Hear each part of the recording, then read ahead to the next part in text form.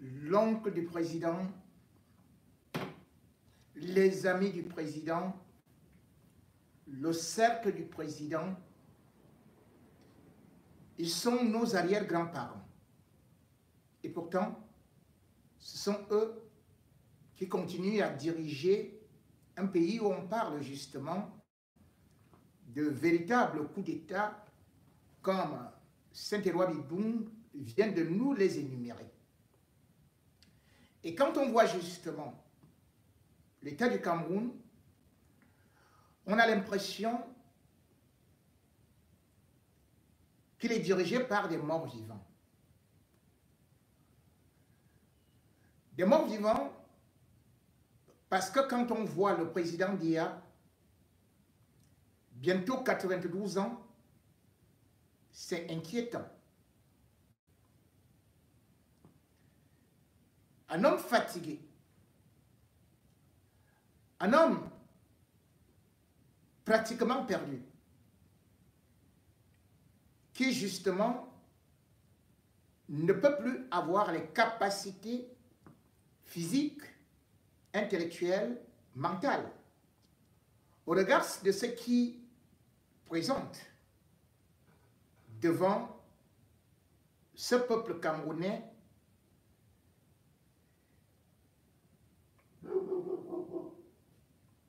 qui assistait à un événement qui aurait pu être joyeux, mais plutôt qui se transforme en un événement malheureux.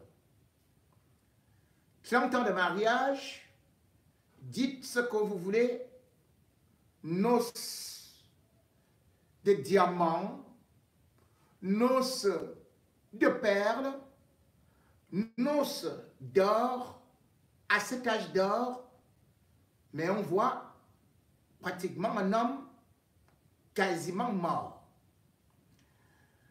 Paul Biya a donc fêté les 30 ans de son mariage avec Chantal Biya, 54 ans, lui-même 91 ans, événement qui s'était déroulé un 23 avril. Paul Biya, avec son chapeau, qu'il ne quitte plus, avec la même tenue, souvent qu'il porte ou qu'on nous présente durant chaque anniversaire, Paul Biya était donc là comme un grand enfant pour fêter ses 30 ans de mariage. 30 ans de mariage, 30 ans d'épuisement, 30 ans où il n'a plus la main. N'est-ce pas lui-même qui, en juin 2024, disait au peuple camerounais, descendant d'un vol, sortant de l'Occident où il était justement parti se ressourcer, se redynamiser, se revitaliser.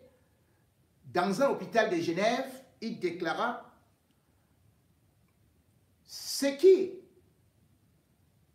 souhaitent mes funérailles, je leur donne rendez-vous dans 20 ans. » Puisque nous étions donc en juin 2004, nous voici en 2024. Certes, nous ne sommes pas encore en juin, mais nous sommes déjà en plein 2024. Et si on regarde l'agenda du président, qui lit les horloges de Dieu et qui connaît quand est-ce qu'il partira, on pourra donc se dire que en 2024, et plus précisément au mois de juin, Paul Biya serait déjà parti rejoindre ses ancêtres. Nous ne souhaitons la mort à personne.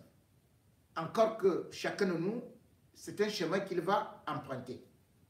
Mais si un chef d'État donne rendez-vous, si un chef d'État qui plus, à 91 ans, a prédit sa mort. Qui sommes-nous pour qu'on se dise? Et surtout lorsqu'on voit à quoi il ressemble maintenant. Véritable coquille vide, manquant d'énergie et surtout un homme qui, après autant de temps passé au palais d'Etoudi, entre le secrétariat général, le premier ministère et aussi la présidence de la République, semble épuisé.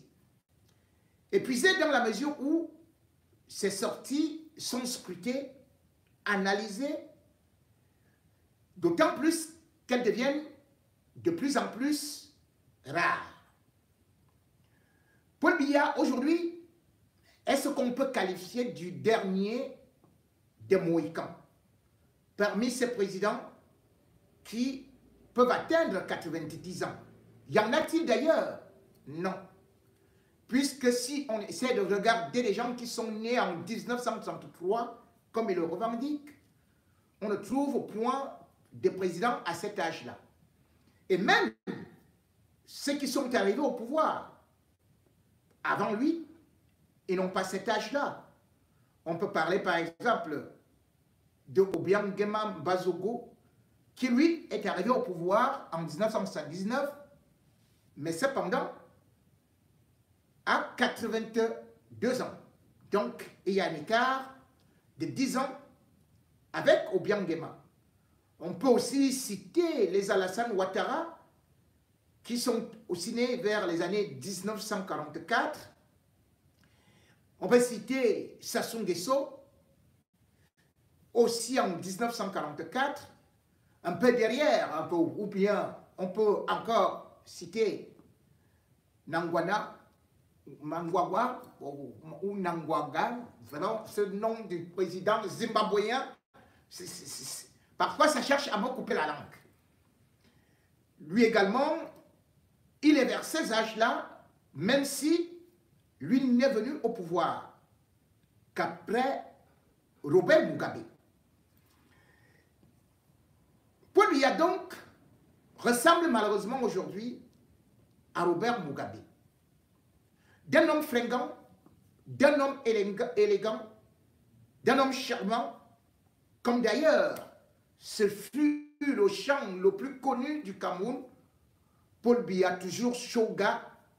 Aujourd'hui, il n'y a plus de shoga, plutôt c'est un vieillard croulant, un vieillard fatigué comme un légume, un vieillard qui fait plutôt pitié et qui malheureusement rappelle aussi la fin de Robert Mugabe. Dans le parade des chefs d'État qui sont donc accrochés au pouvoir, je vais vous faire d'abord suivre un hit parade qui ne fait pas l'honneur à notre pays, un hit parade qui place donc ces dirigeants africains qui ont fini par vieillir, par rouiller au pouvoir et qui s'accrochent contre vent, marée et raz de marée. Voici le terrible hit parade où Paul Biya est bel et bien number one. Voici les 5 présidents qui ont vieilli au pouvoir. Numéro 1. Odoro Obiang Nguema. Odoro Obiang Nguema est le président de la République de Guinée équatoriale. C'est un dictateur sanguinaire qui a pris le pouvoir par un coup d'État contre son oncle et qu'il va finalement exécuter. Dirige la Guinée équatoriale d'un bras de fer depuis le 3 août 1979 jusqu'à nos jours. Ce qui lui fait une durée de 45 ans au pouvoir. Et de 81 ans, il ne compte pas laisser le pouvoir maintenant. Numéro 2. Biya.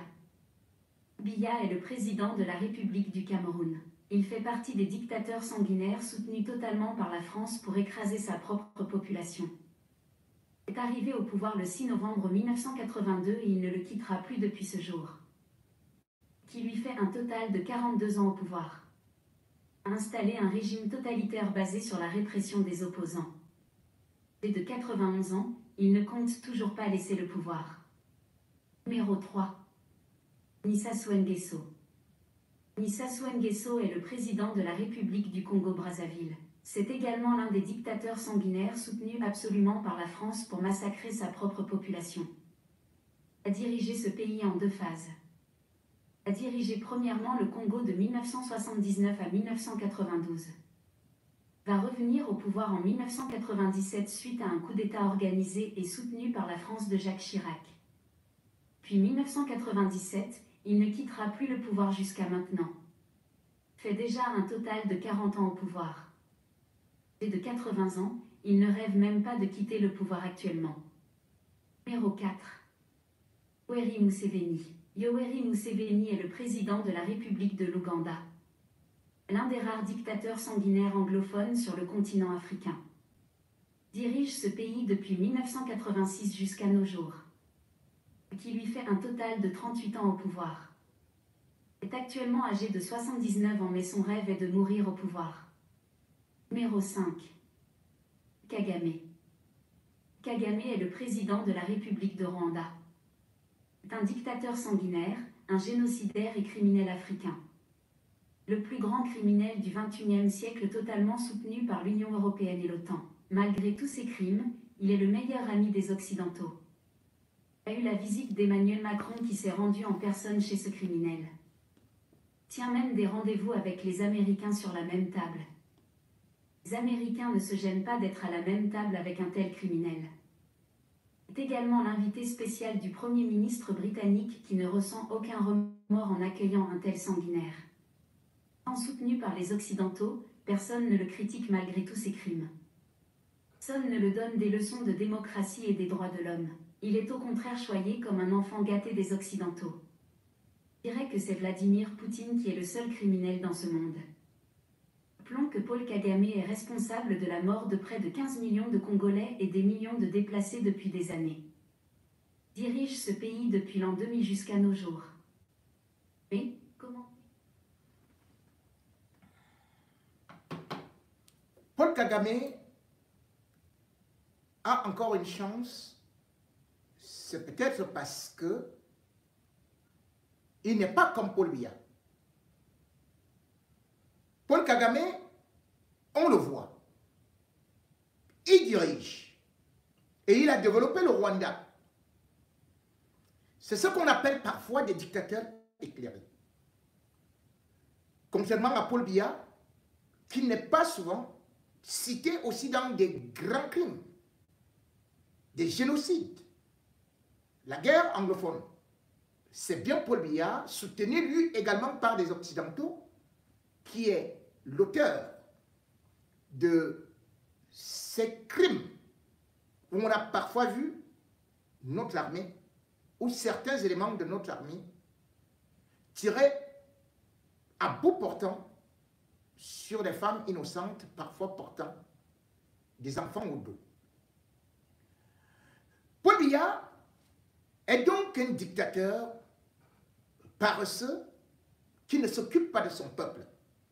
Et c'est ça qui est beaucoup plus inquiétant, contrairement à d'autres, qui, peut-on parfois se dire, comme par exemple le président de la Guinée équatoriale, même s'il est malade, on le voit, il fait des conseils des ministres.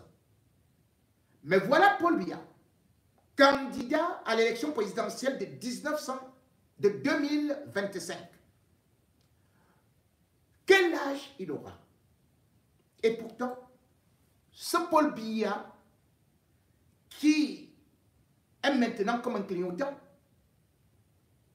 eh bien, n'a même plus tenu de conseil des ministres, contrairement aux autres présidents.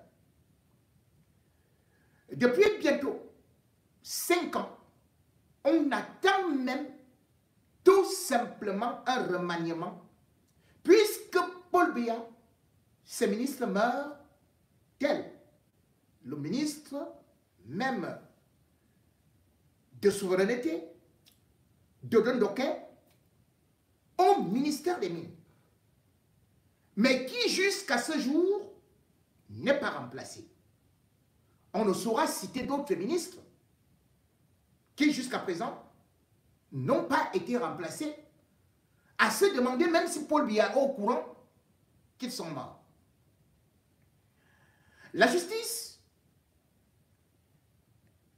c'est un outil important pour la démocratie. Et selon la loi ou selon les règles de Paul Biya, eh bien, le Conseil national de la magistrature doit se tenir 2 fois par an. Or, depuis 4 ans, il n'y a pas eu un seul conseil, rien. Les juges sont là, ils attendent, chacun prend son argent, mange, ils attendent des affectations, et même, quels que soient les délits qu'eux-mêmes commettent, le palais d'études ne répond plus. On aurait vu Paul Biya recevoir, souvent dans le domaine diplomatique, certains de ses pairs. Ils ne viennent même plus. Et même les organisations internationales qui relèvent de sa seule compétence, eh bien, quand ces responsables arrivent désormais au Cameroun, on ne voit plus Paul Biya. C'est les hautes instructions qui reçoivent parfois même le directeur de la FAO ou encore certains dirigeants qui viennent avec des plis fermés pour remettre au chef de l'État. L'État est donc devenu orphelin parce que Paul Biya n'a plus de force, parce que Paul Biya n'a plus de temps et parce que Paul Biya, non seulement il y a l'âge, il y a des maladies, mais surtout il y a l'usure du pouvoir. Il faut donc attendre désormais quelques anniversaires à vase clos au palais pour voir des clans qui ne s'aiment pas organiser la coupure du gâteau, venir avec un bouquet de fleurs à un papy. Et au centre de ces clans se tient donc Chantal Biya. Paul Biya nous rappelle malheureusement la fin de Robert Mugabe. Mugabe était convaincu qu'il allait atteindre 100 ans au pouvoir. Mugabe narguait d'ailleurs l'opposition. Mais quand il se sentait fatigué, non seulement ses apparitions publiques étaient devenues rares, mais les seules fois où on le voyait, c'était pour le gâteau de son anniversaire ou de l'année de mariage avec son épouse. Mugabe et Biya, justement, ont épousé des jeunes femmes. Mugabe, quand il prend grâce, comme on va l'appeler, Dolce, eh bien, il venait de perdre son épouse de suite de cancer, exactement comme Paul Biya, lui aussi nous a déclaré qu'il avait perdu la première dame, Jeanne Irène, de suite d'un cancer dont personne ne peut nous déterminer comment il a pu être aussi foudroyant, mais passons. Mugabe, quand il prend donc sa deuxième épouse, il y a un écart de 40 ans entre les deux. Paul Biya, c'est presque la même chose. Quand il prend Chantal, il y a un écart de 36 ans. Il est aussi veuf. Mais avec le temps, l'épouse de Mugabe, qui n'était que dactylo, qui saisissait au palais, a fini par créer un grand réseau, a fini par devenir la femme puissante qui plaçait les ministres, qui plaçait les membres de sa famille, qui dirigeait le pays. Elle ne se servait de Mugabe que comme une coquille. Et d'ailleurs, elle ne manquait même plus de prouver même au ministre, à qui elle demandait parfois le renvoi, et c'était immédiatement fait. Mais elle commandait, elle dirigeait, elle décidait. Et Robert Mugabe, parce qu'il était déjà affaibli, il ne pouvait que digérer, accepter, valider. Le Zimbabwe était donc exactement comme le Cameroun d'aujourd'hui. Et d'ailleurs, de la même façon, Mugabe enchaînait les fraudes électorales. Quand Mugabe arrive au pouvoir et qu'il change la Rhodésie en Zimbabwe, il est beaucoup aimé, exactement comme Paul Biya. Mais avec le temps, il va se transformer en dictateur acharné. Et il va exactement faire d'un parti de l'opposition son ennemi attitré. Ce parti de l'opposition, c'était le MDC. À peu près comme Paul Biya avec le MRC. En 2002, Robert Mugabe a commencé ce qu'on appelle le bourrage des urnes. Parce qu'il avait tout le réseau administratif et tout son gouvernement qui l'y aidait. En 2008 d'ailleurs, c'était devenu catastrophique parce que les résultats étaient presque connus d'avance. Et lorsque va le tour de l'élection de 2014, l'opposition et même certains de la communauté internationale avaient demandé à Robert Mugabe de ne pas se présenter, qu'il est déjà fatigué. Mais Robert Mugabe avait dit, je me sens en forme. Il soulevait son pantalon, il faisait les demi-cercles, il faisait les tourniquets. Il disait qu'il peut même courir jusqu'à l'âge de 100 ans. Nous étions alors là devant un fait où d'ailleurs il avait fêté triomphalement avec 61,1%. Les Zimbabwéens n'en voulaient plus. Nous sommes en 2014. 2015, Robert Mugabe flanchait déjà. Le gâteau devenait presque la seule cérémonie où on pouvait le voir. 2016, c'est sa femme qui dirigeait déjà avec ses amants sur haute instruction. 2016, Mugabe n'en pouvait plus.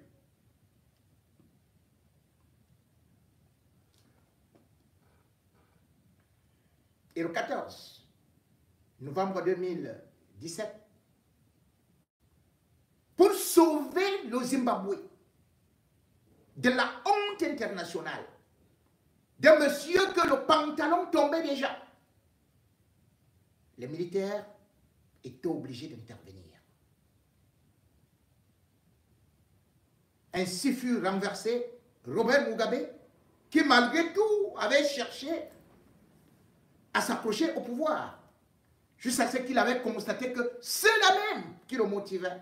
qui l'encourageait et qui était autour de lui, l'avait vite rapidement lâché. Le 21 novembre, il accepta de démissionner. Et d'ailleurs, cette femme qui était à côté de lui,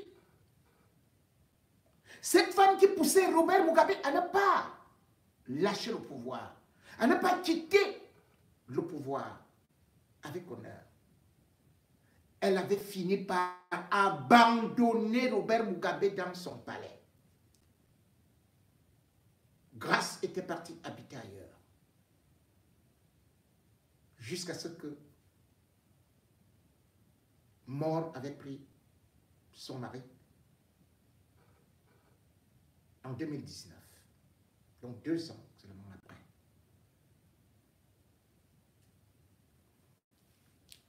Nul n'est super puissant et immortel. Si Mugabe serait d'ailleurs mort au pouvoir, il y aurait eu une guerre de succession, à l'instar de la Côte d'Ivoire, dont d'ailleurs dans les dossiers noirs du samedi soir, j'avais fait écouter un témoignage de Houphouët-Boigny conseillant les Camerounais de se séparer de Paul Biya. Parce que Paul Biya est fatigué. Parce que Paul Biya aujourd'hui est poussé par une jeune dame de 54 ans qui est devenue assoiffée d'un pouvoir qu'elle ne veut plus lâcher. Chantal Biya. Toutes les occasions sont bonnes pour ridiculiser cet homme, comme on a vu avec des yeux vaseux, creux, un regard vide. La dernière fois, Chantal, pour montrer qu'il pouvait encore se déplacer justement avec ses yeux, elle lui a dit en pleine nuit, allons en bac.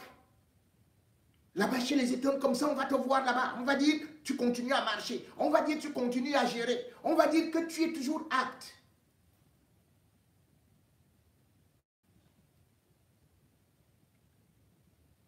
Mais jusqu'à quand? Jusqu'à quand?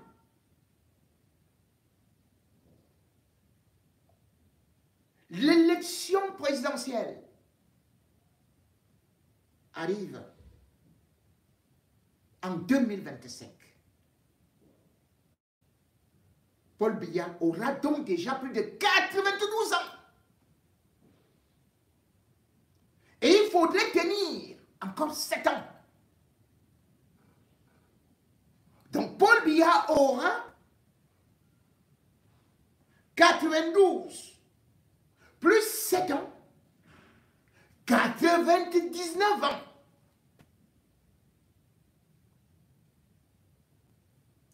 Il n'y a personne pour le remplacer. Et même mort, certainement on va nous dire que le cadavre de Paul Biya est le seul qui puisse diriger le Cameroun. Nul n'est indispensable. Ce qui est en train de se passer, quand on voit ces images d'un Paul Biya totalement amorti, on a pitié de lui. C'est Longué Longué qui chantait. Papa va te reposer. Tu es fatigué. Le Cameroun est en danger. Chantal Biya met toute sa population et ce pays en danger. Tant que elle fait que son mari vienne à s'approcher là. C'est elle au palais qui organise tout. D'un côté, vous voyez un secrétaire général qui est comme un bébé, Ngongo, qu'elle a placé là. Tu fais ce que je t'ai dit. Il s'incline, secrétaire général, ministre d'État. Jamais Paul Biya n'avait accepté un secrétaire général mettre autant de temps comme secrétaire général. Depuis 2011, Ngongo est secrétaire général. et agit sur haute instruction, ces instructions en fait qui ne viennent même pas de Paul Biya, mais qui viennent de Chantal Biya. À côté, vous avez un directeur du cabinet civil que Chantal Biya peut même utiliser la tête pour donner boum, des coups. Elle l'humilie partout. Mvondia Yolo est comme une femme battue. Lui qui est si grand, avec son long cou, il s'incline. Il s'incline devant Madame la Présidente.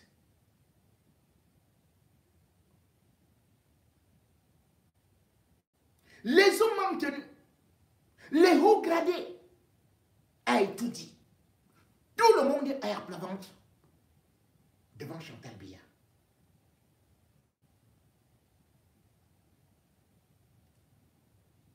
Elle est venue comme cette petite fille qu'on avait eue à ramasser dans la rue. On n'aurait jamais imaginé qu'elle s'attribuerait les attributs de présidente de la République. Et silence, on joue, on regarde. Chantal Biya est l'incarnation de Grace Mugabe. Grace Mugabe nous a prouvé que ce n'est pas Mugabe qu'elle aimait, mais qu'elle aimait juste les honneurs, le pouvoir, l'argent. Même les derniers honneurs que cet homme devait avoir, il ne les a pas eus. Abandonné par sa femme d'infortune. Par cette femme qui a fait qu'il sorte du pouvoir par la petite porte. Paul Biya n'est pas loin de là, de sortir par la petite porte. Parce que cette armée regarde ce qui est en train de se passer. Cette armée, lorsqu'elle va aussi se retourner contre Chantal Biya, on va donc entendre les cris d'orfraie. On va donc entendre peut-être même Chantal Biya qui va nous dire qu'elle est française, qu'elle est séquestrée. On va donc voir des gens nous raconter qu'elle n'avait rien fait. On va dire que non, Paul Biya c'est un grand-père. Il ne faut pas le mettre juste en résidence surveillée. On viendra nous dire que non, Paul Biya ne savait pas ce qu'il faisait, que c'est son entourage qui le trompait. On a vu cela, pas seulement au Zimbabwe, mais juste à côté, chez l'ami de Chantal Biya, à savoir Sylvia. Sylvia Bongo a profité de la même situation. Où est-elle aujourd'hui? Chantal Biya l'encourageait, l'assistait, la conseillait. Mais quand elle est tombée, Chantal Biya a fait semblant de vouloir mettre de la pression à son mari pour que son mari mette de la pression aussi à Oligui Nguema pour que Oligui Nguema finisse par céder et libérer Sylvia Bongo, le club des blanches et des métis, qui dirige l'Afrique, qui dirige les papis, qui dirige des grands corps malades. Mais pour l'instant, elle n'est toujours pas sortie.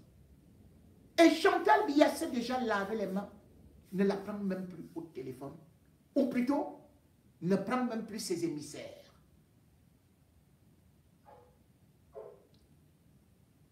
« 91 ans. Chantal, par pitié, laisse le père là aller se reposer. Chantal Biya, pitié.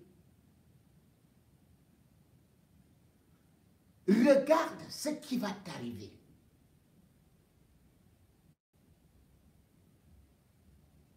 Nous entendons déjà les bruits des couloirs, les bruits qui viennent de ce qu'on appelle la grande muette. Ils ne vous parlent pas. Ils nous parlent. Ils ne vous avertissent pas. Mais nous, nous vous avertissons.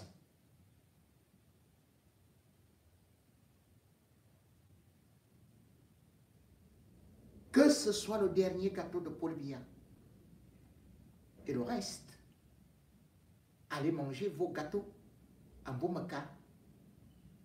Allez manger vos gâteaux là où vous avez enfoui, caché des milliards. On ne viendra pas vous chercher là-bas. Mais si en 2025, vous insistez, ce qui est arrivé à Mugabe, et grâce à Mugabe, finira par vous arriver.